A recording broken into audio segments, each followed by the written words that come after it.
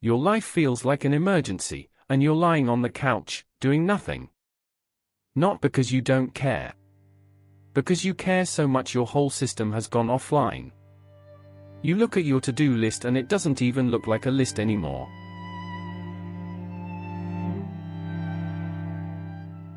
It looks like a wall. Reply to the messages. Finish that project. Book the appointment. Deal with the money thing. Clean the kitchen. Call your family back. You sit there, staring at it, feeling your chest tighten and your brain blur. So you put the phone down. Or you pick it up and start scrolling instead. Cut to, you sitting on the bed with your laptop open, tabs multiplying like small accusations. You click between them without really reading anything. 40 minutes pass. Nothing moves.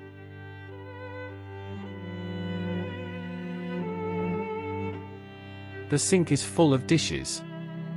There's laundry in a half-folded heap.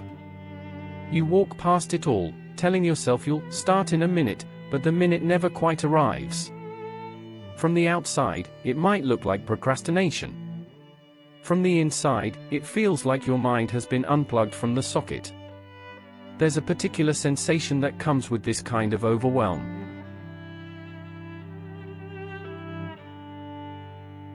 Your thoughts go foggy. Your body feels heavy but restless at the same time. You can't seem to begin, but you also can't relax. So you sit in this strange, uncomfortable in-between, not doing anything, not resting either.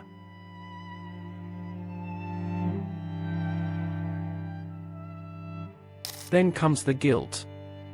You lie in bed at night replaying the day, everything you didn't do, everything you avoided, every tiny task you left untouched. You call yourself lazy, dramatic, childish. You promise that tomorrow will be different, that you'll finally get it together. But tomorrow arrives and the same thing happens. The list, the rush of panic, the shutdown, the hours lost to numb distractions. It feels like a personal failure, the proof that you're somehow weaker than everyone else. You tell yourself, other people just push through. What's wrong with me? What no one explained is that this frozen state is not you being careless with your life. It's your system quietly saying, this is too much. I literally don't know where to start, so I can't start at all. This didn't begin with bad habits. It began with a nervous system that has been running on overload for a long time. Think of how many years you've spent in some version of alert mode. As a kid, maybe you were already managing more than anyone realized. You kept track of what would upset a parent, what tone meant, not now, what grade would keep everyone calm. You thought about how to say things so no one would get mad.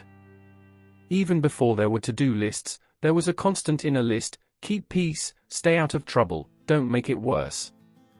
Your body learned early that there were consequences for doing things wrong, asking at the wrong time, needing too much. So you tried to be perfect. Or invisible. Or both. Fast forward to now.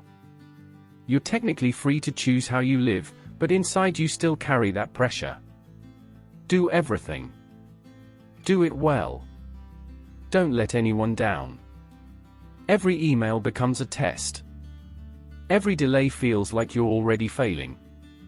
The list of shoulds never shrinks, it just shifts shape. Work tasks, emotional labor, self-improvement, even hobbies that secretly feel like performance. Cut to, you at your desk, heart rate slightly up, mind racing through 20 open loops. You consider starting one thing, then remember 5 others, then lose track of all of them. Your brain whirs like a machine that's overheating, then suddenly, silence. You drift to your phone, to the fridge, to your bed. This is not laziness. It's a kind of freeze response, one of the body's ways of handling threat, right alongside fight and flight. Only your threat isn't a tiger. It's a pile of responsibilities, expectations, fears of failing, fears of disappointing people who may never even say anything, but whose imagined disapproval feels huge. Your system decides, if we can't do it perfectly, and we can't run away, we'll shut down instead. Over time, that freeze can start to look like your personality. The disorganized one. The distracted one. The one who can't finish anything. But underneath those labels is a simple, painful truth. You were never taught how to feel safe starting small. You were taught that everything counts, that mistakes are dangerous, that rest is suspicious. So when life hands you a stack of tasks, many of them emotionally loaded, your mind doesn't see steps. It sees one giant, looming demand. Handle all of this, or it means something terrible about who you are. This is where something begins to make a different kind of sense. You're on the couch again, phone in hand, surrounded by quiet piles of, "I'll get to it later." Dirty dishes, unanswered messages, tabs waiting on your laptop. The familiar shame starts to rise. I wasted another day. I did nothing. But beneath that judgment, there's another possibility. Maybe, doing nothing is exactly what your overloaded system has been doing to keep you from cracking. Your freeze is not random. It's a last-ditch form of self-preservation.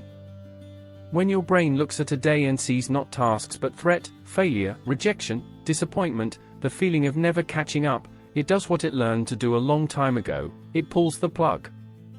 If everything feels urgent, your mind decides, then nothing can move. Imagine watching yourself from above, in a small apartment on a heavy afternoon.